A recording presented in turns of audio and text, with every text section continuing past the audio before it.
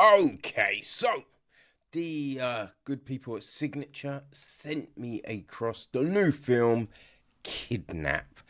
Well, I say new film. There's a few things with this. Okay, so it is directed by Luis Prieto. Okay, it is written by um Knate Lee, right? Or Nate Galt Galtney. It depends where you see it, right? The film is produced by Eric Howsam, Elaine Goldsmith Thomas, Lorenzo di Bonifacia, Gregory Chow, Joey Tafaro, and Halle Berry. It is executive produced by Todd Truskler, Jim Siebel, William Sedler, Jason Resnick, Doris Puffadreshler,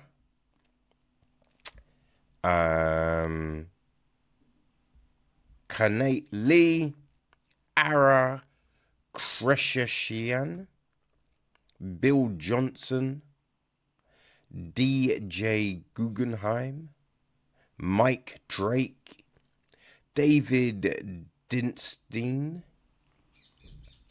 and Colin Bates.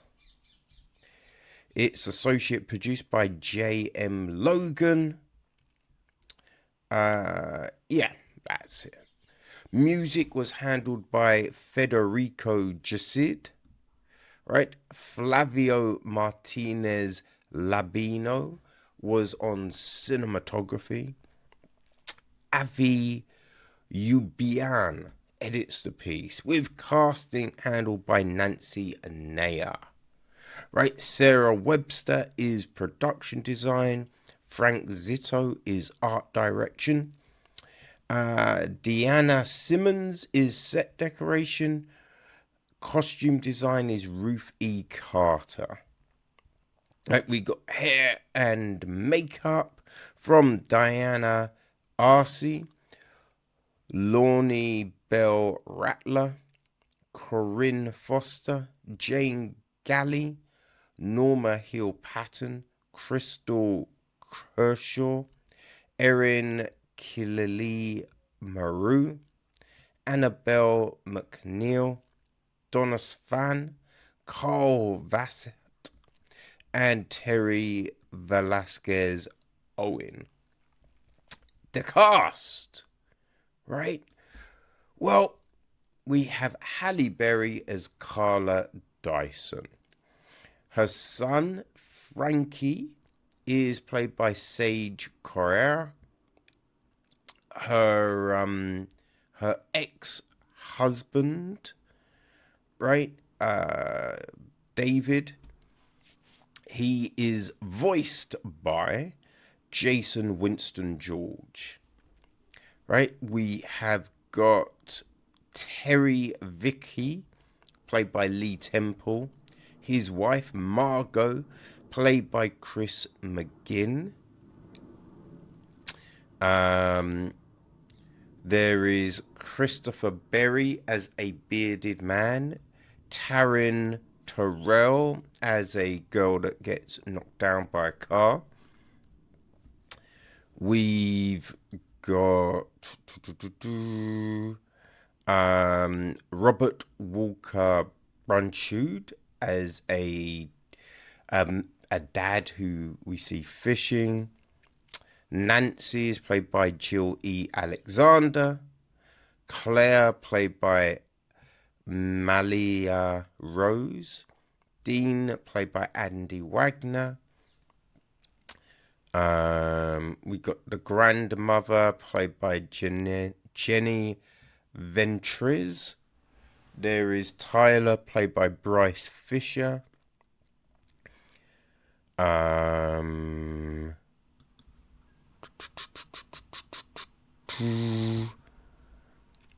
We've got Stephanie, played by Carmela Riley.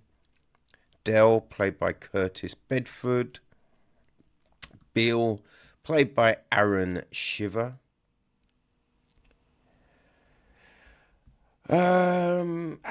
That's probably a lot of our people. The female sheriff we see, played by Dana Correa.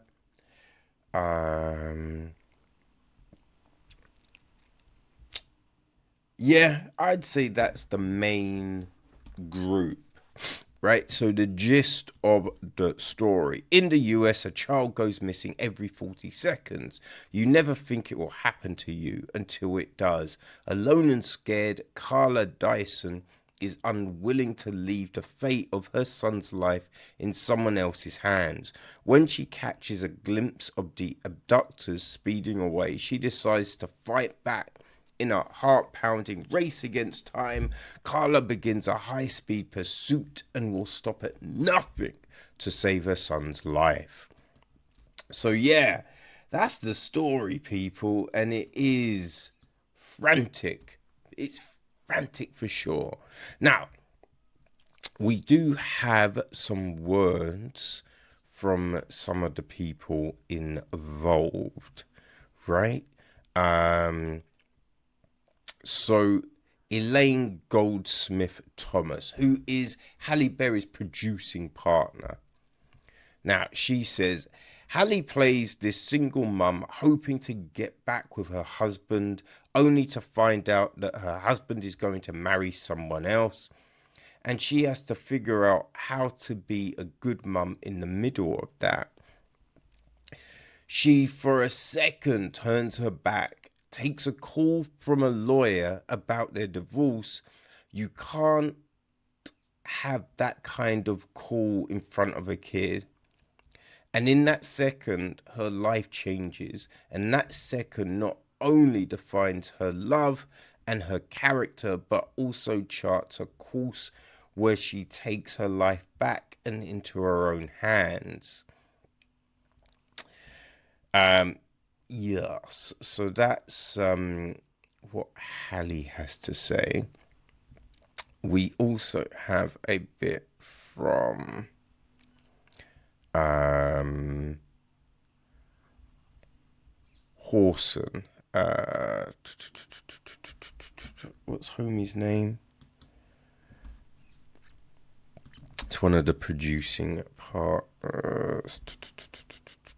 Eric Horson, right? He says, Halle plays this single mum hoping to get back with her husband only to find out. It's such a primitive thing, and I have 2 children, so when I read the script, I felt as a father that anyone could tap into this primitive instinct, especially women. Carla starts off a bit helpless and scared, almost like a caged animal, not knowing what to do. But her arc of the movie is her figuring out what to do by her sheer instincts alone. Now, I get what they're trying to do here, you know? I understand you want to show this emotion and all of this stuff. But the film is it's kind of muddled, right?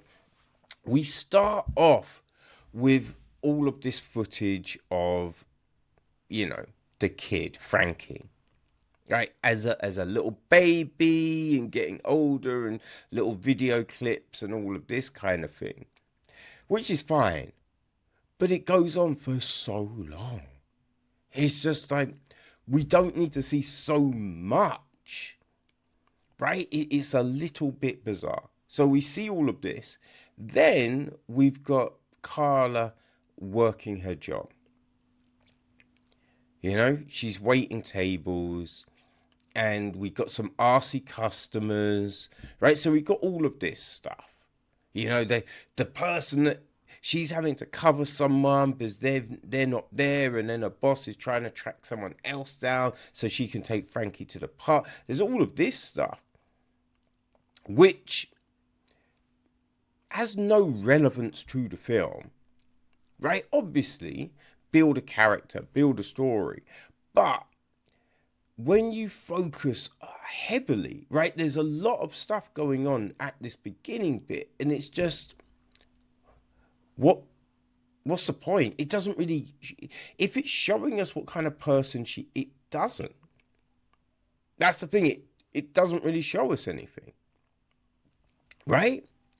The whole thing about, oh, yeah, she's hoping to get back with her husband and then find out, we don't know any of that, right? You know that she's separated. You know, she's talking to Frankie about, her ex's new girlfriend in the car and being like, oh, yes, you should like her. You know, she's been all positive, which is all gravy, right?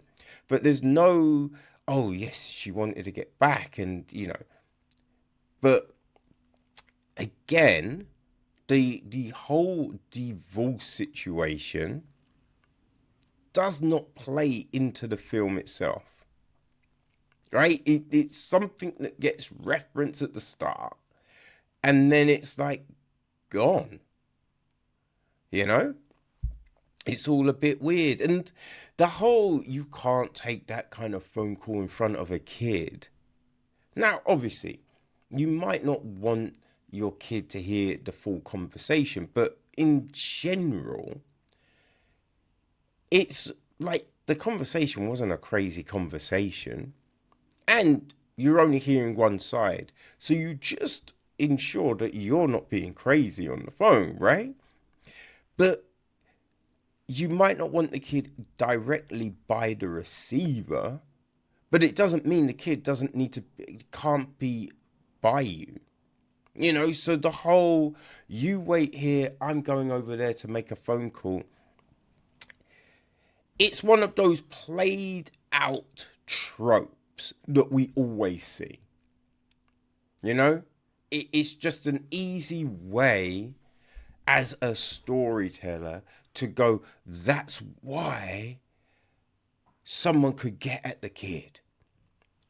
Right? It's just it doesn't necessarily make sense. But that's not the real issue. Right? The kid gets taken. And then, throughout the beginning of the film, we see the kid playing with this kind of, it's not a tape recorder, but it kind of, you hold a button and you can record little snippets and all of this. Now, what is insane is, right, it captures this whole conversation of the kid being kidnapped. Right, which would mean the kid is holding the button down for this long ass period, which you do not buy. Right, it just seems very, well, that was convenient. But we have all of this stuff happening, and she manages, right? There's a lot of, so much going on, but out of nowhere, she manages to spot this one little thing, which then leads her to being able to follow, right? So we have that, she manages to, see where the people are going, which again is, one of those things which is a bit crazy, a bit kind of like, okay, that's so that's so crazy. That's so crazy, Another thing that, to point out with the film, right? And this was a point made by Joey Tafaro, another producer on the film, right? Beyond the primitive maternal instinct, Berry's character is faced with losing touch with all modern day technology, right? She's out in the country, her cell phone doesn't work, and she has no GPS. There are just several things that we tend to rely on And when all of these things get thrown out the window, she is forced to revert back to just basic instincts. Now, that is one of those other things, right? Because she's got her phone, her mobile, and it's out of juice, right? Battery dead, which, I mean, I charge my phone before I go out, right? I never leave the house with an uncharged phone, which, and I know some people do, right? But if you're expecting calls from lawyers, right, and all of this jazz, kind of figure you know to keep your phone charged. But here's the other thing that made no sense. She's got a car, and I feel most people with cars have got a phone charger that works in the car. Right, so we see her phone loses juice and she just dumps the phone. And you're just like, you would charge it in your car. What are we doing? Right? So there's all of this kind of odd stuff happening. Now, I think, the Berry isn't bad in the film. She does a pretty good job at times with showing the anxiety, the fear, the heartache of the whole situation. You do buy the mother-son thing, right? Now, there are times where the acting is a little over the top, right? There's a lot of suddenly like screaming and be like, no! You're just like, okay, that's a bit much. That's a bit much. And we get this odd thing where she is kind of like talking. I don't know who the fuck she's talking to, because it's like when you're being like, Frankie, don't worry, I'm coming for you, right? But the things that she says feel so clunky, like you're not saying that, right? You're not phrasing anything like that. And so all of that side of things were a bit weird. It was a bit weird. In the film, there's a lot of it's car chasing, right? There's a load of car chasing here. And we do get that thing where 1 minute the cars are right by each other, and the next minute there's a huge gap, and you're just like, I don't know, how the fuck did that happen, right? Now, like, they might be a legitimate thing. I don't drive, right? Obviously, you're not putting a blind person in front of a car, right? But it just seems weird, right? Also, there are so many car crashes in the film, and the cars are still moving. And some of these crashes, you think, okay, you can't tell me that car is still going to be functional after that, right? But it is, And she has a little cut on her lip and a little cut on her cheek, but that's it. After all of this craziness, just 2 little cuts, right?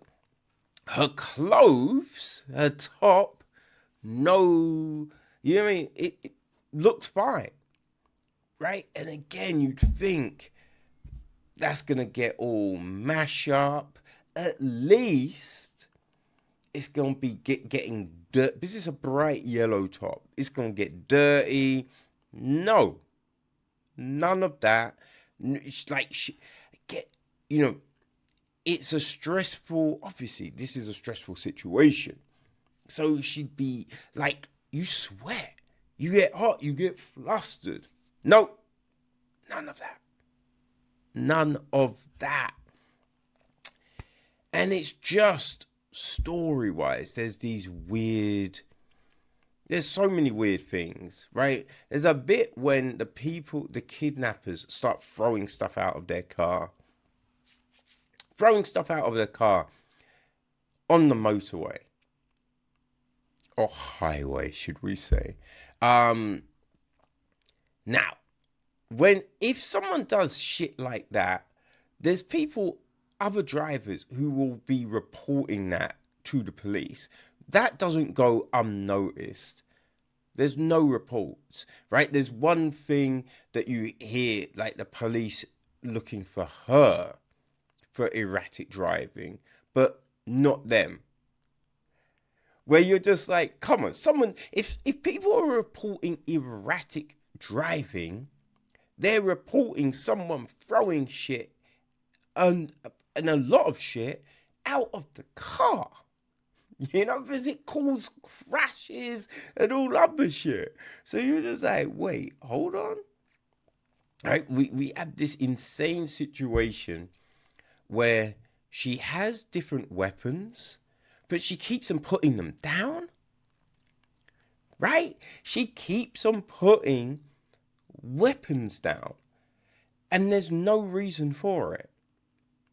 Right? There's no reason for it.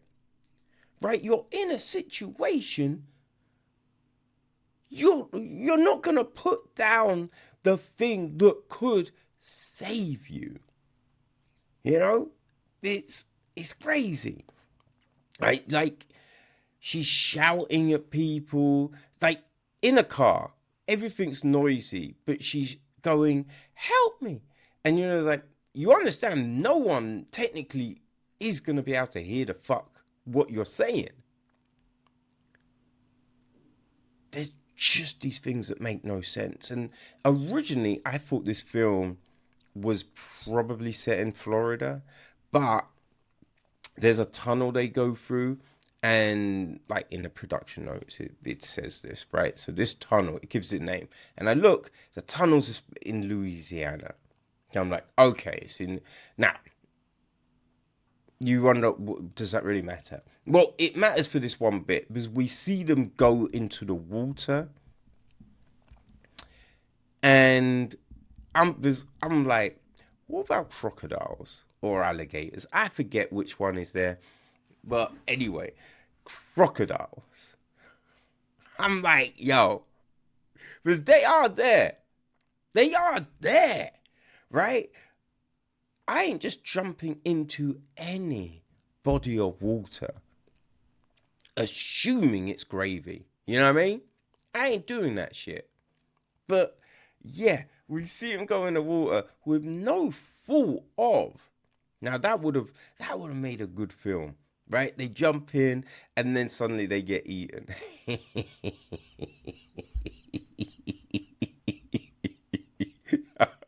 That would have improved the film.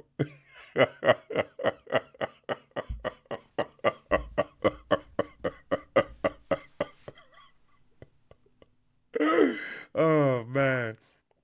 But yeah, there's some craziness. Now, if you enjoy, right, one of them kind of action movies, thrillers that you can just sit back and let wash over you.